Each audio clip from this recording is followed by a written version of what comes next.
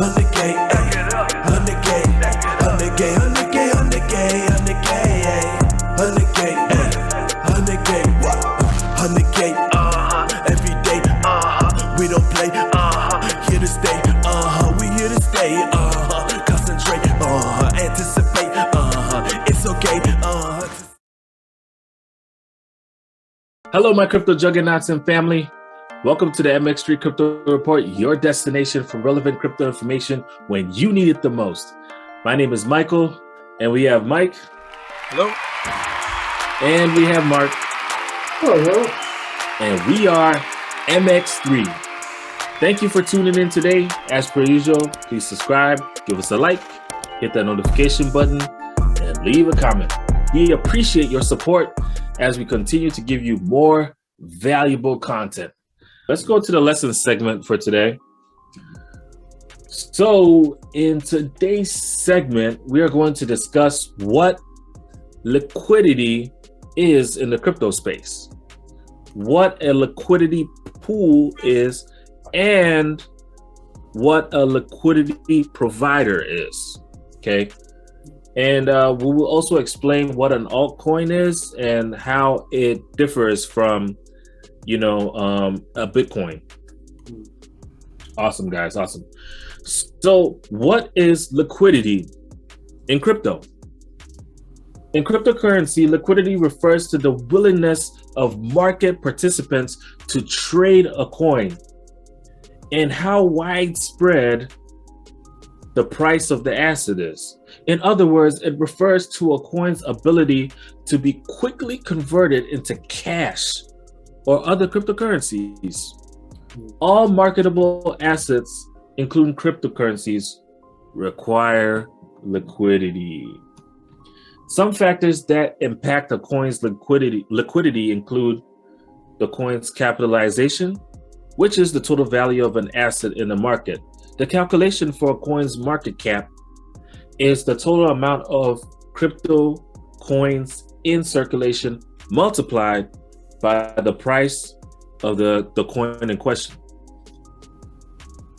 Okay, trading volume. The volume, so trading volume is another factor. So the volume is the sum of total trades taking place.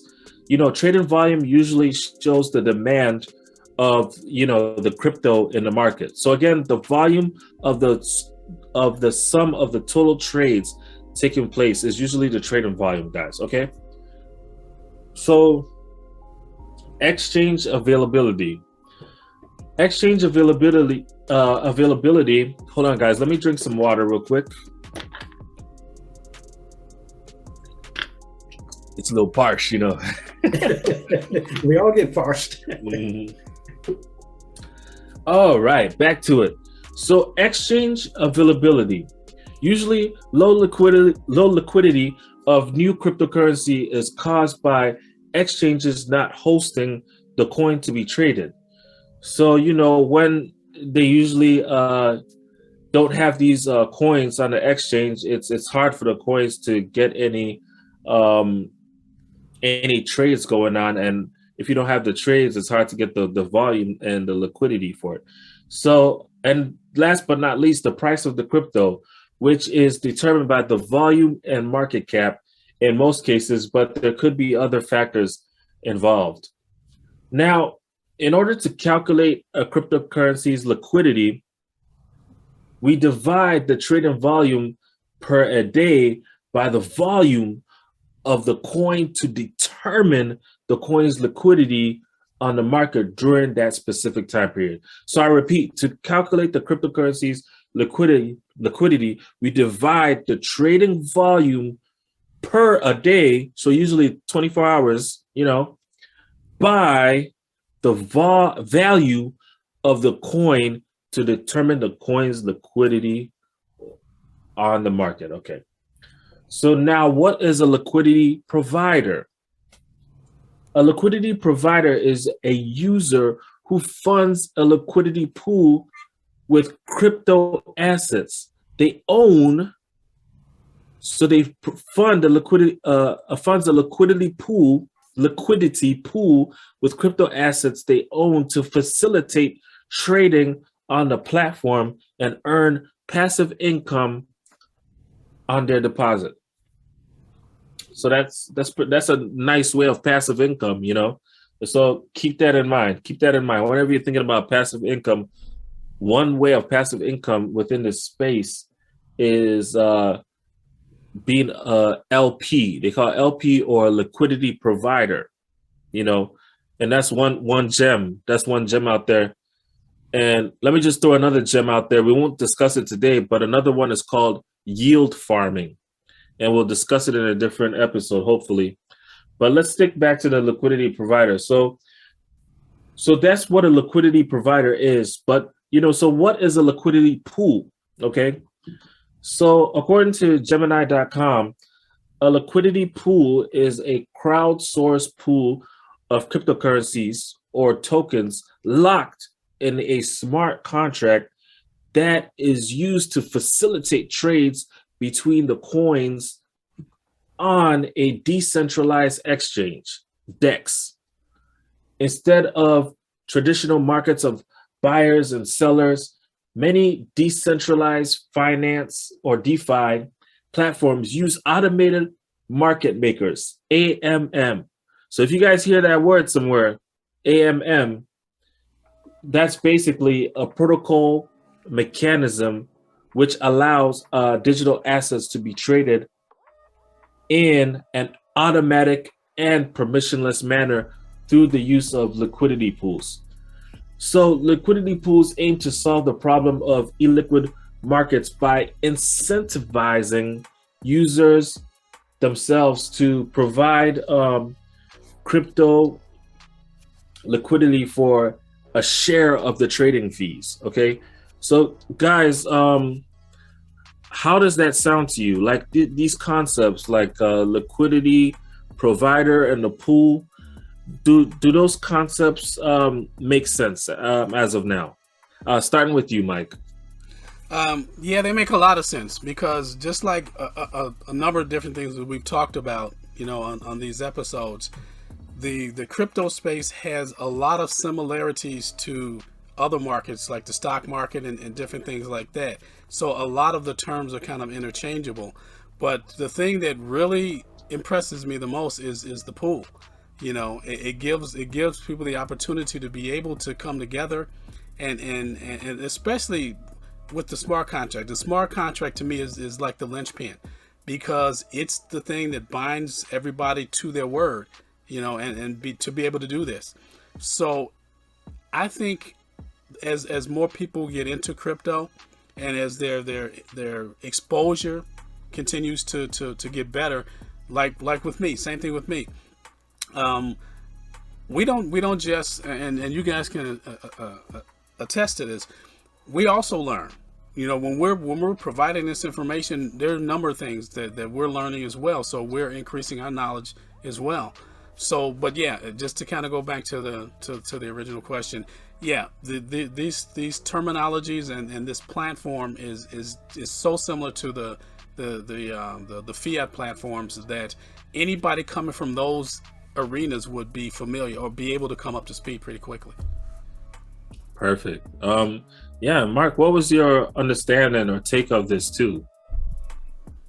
Well, I think it may be, because I'm a little confused on it, because I'm newer to the crypto market than you two guys, so I may be a little slow catching up. Because when I first think about liquidity in the crypto market, I think of if you have an investment in cryptocurrency, the fastest that you could switch that cryptocurrency to cash, and I just assumed that it was as long as you don't have your cryptocurrency staked for a certain amount of time, then you would be able to convert it into cash. I thought that was the liquidity, but when you mentioned the liquidity pool and liquidity providers, it sounds like it may be something different. Like it may be something that you would actually, something specific that you would invest in, and that you would earn money that way and be able to pull it out at a certain time that way. Is that correct, or am I off there?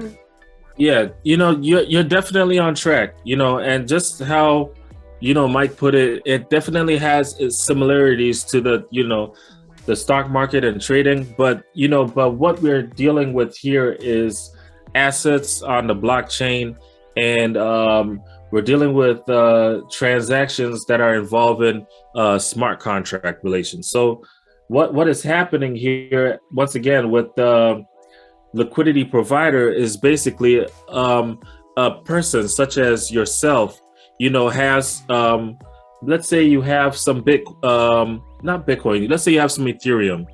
Let's say you have some Ethereum and you want to take that asset and go to a certain platform on Ethereum, right? And you want to take some of your Ethereum and put it back into the Ethereum smart contract so that you can provide liquidity to that asset. So usually what happens is that a lot of these decentralized exchanges operate on the proof of stake function. And because of the proof of stake function, they operate on the smart contract basis and not the proof of work like Bitcoin and other ones. And so if you're on a decentralized exchange, such as, let's say, Uniswap, for example, the way Uniswap gains its liquidity, once again, we said liquidity is the amount of cash, or the volume of cash and demand for of that cash pair on a certain blockchain platform in regards to crypto. So when we're talking about the liquidity and not just the demand of cash, but how fast that cash can be how fast that the crypto within that platform can be changed into that fiat cash. Yep. Sorry, if that was a tongue twister. Sorry, because it was a tongue twister for me. Okay, so with that being said, you go to that Uniswap and you want to provide liquidity to it, you can be an LP for that platform and take some of your Ethereum and put it into the platform through the smart contract and provide liquidity to that platform and pair. So what you're doing essentially is you're pairing your asset to another asset on that platform. Once you pair it, you begin to receive rewards because of the incentive of the smart contract for you to provide liquidity. It's because it's an incentive, just like how real estate, you get tax benefits from it because it's a government incentive. The government wants you to provide more housing to people and stuff like that.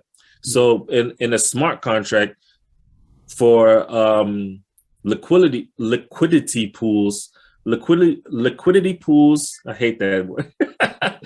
Another tongue twister for me, at least.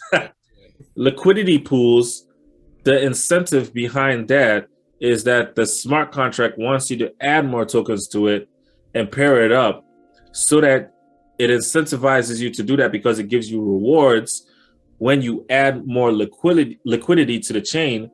And so when you're done, you can take out your principal and the interest that you got from there, because it's an incentive, just how better taxes is an incentive for owning real estate or whatever things that the government likes people to do. And so with that in mind, so far, how am I doing, Mark?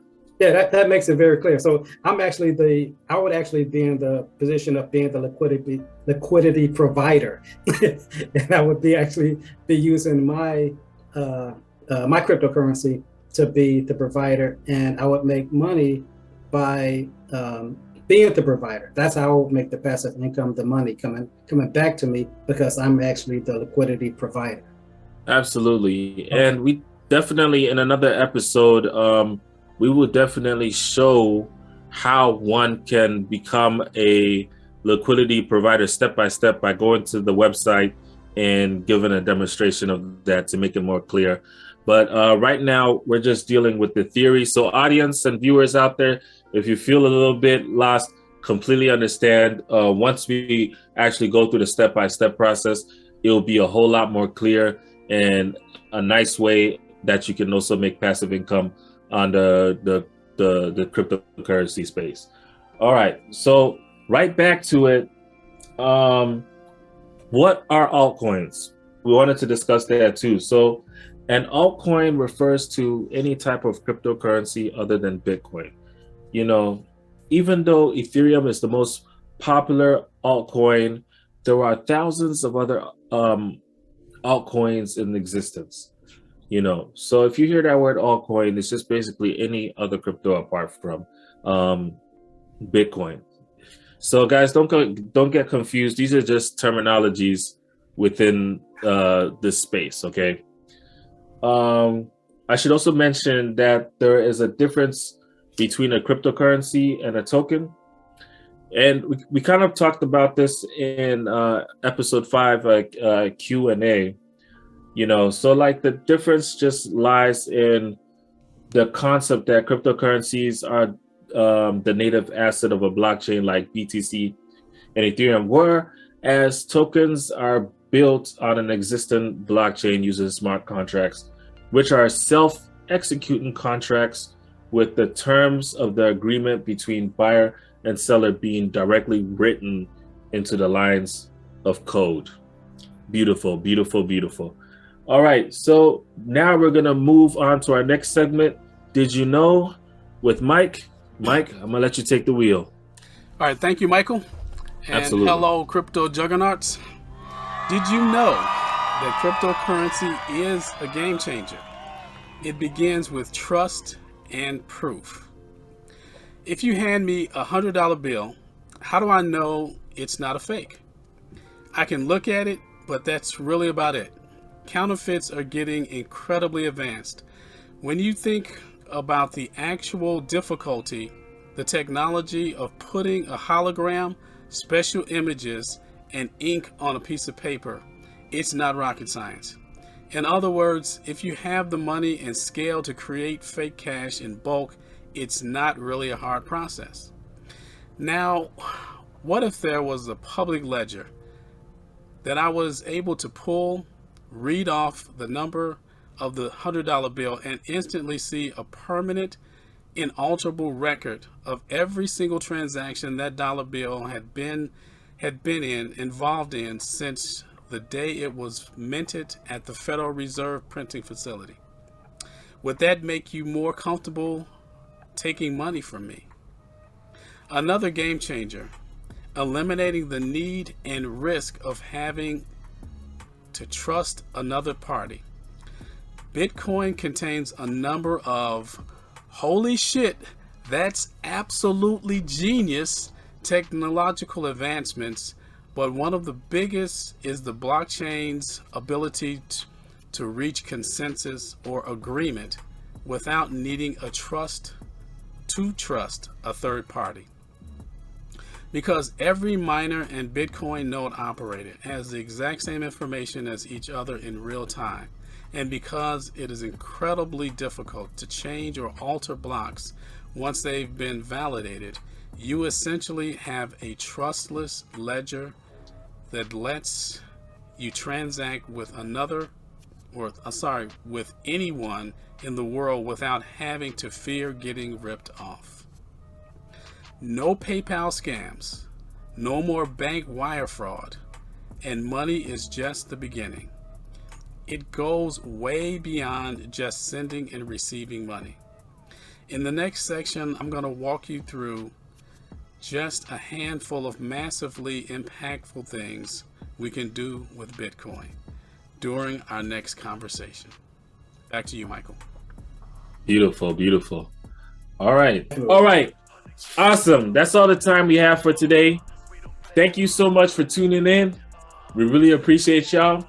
Please do not forget to subscribe, drop a like, and hit that notification button if you haven't already done so. Also, kindly leave some questions in the comment section below so that we can try our best to answer them for you.